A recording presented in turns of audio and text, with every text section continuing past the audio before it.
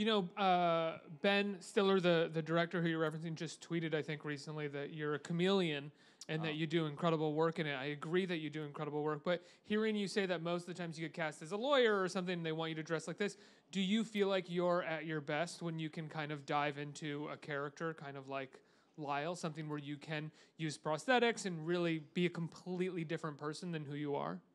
It's certainly just more fun.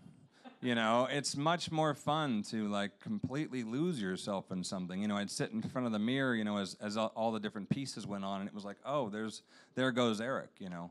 And Ben, yeah, that was so kind of him to say, but you know, it's to Ben's credit that we got to that level of detail.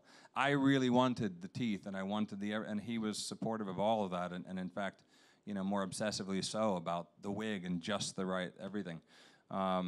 So working with him was a tremendous asset. Not only that, that when you're out on a limb that far as an actor, it's nice to have an actor who's directing you because he knows how insecure you feel, and he knows, you know, that this is a challenge, and we could speak the same language in that way. And yeah, he's a really impressive guy. It's funny, like everyone knows him as the comedian, and he's an incredibly funny actor.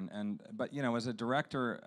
And even as an actor, like I look at Greenberg and I look at Permanent Midnight, and I'm like, this guy's got... Barry Stahl, who's a writer on Escape at Dannemora. Exactly right, yeah. And I'm like, this guy's got a streak of something dark, something sort of serious. And, you know, and even the comedies he directs, like The Cable Guy is a dark film, you know?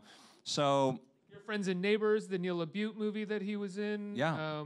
Yeah, Greenberg and the Meyerowitz stories. Yeah. I mean, he seems to go on a limb quite regularly, or at least try to find projects that challenge that perception of him as the comedian. Yeah, I think he's a very, you know, you meet him, it's incredibly clear right away he's very smart. And a rather serious guy, obsessive about the details of everything.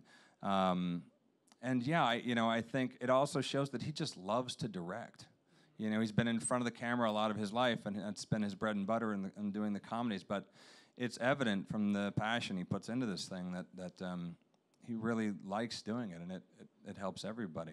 Yeah, he actually, I believe he started as a director. Like, he made some shorts for SNL before, like, digital shorts obviously were a thing, because these were on film. Right. But he had directed a few sort of, like, weird, farcical spoof shorts, and then I think he made, like, a mockumentary in the 90s as well, before even having the sketch comedy show, which he put together. Yeah, I asked him once, because I was watching him just walk around the room and look at angles and things, and I was like, I've never directed anything.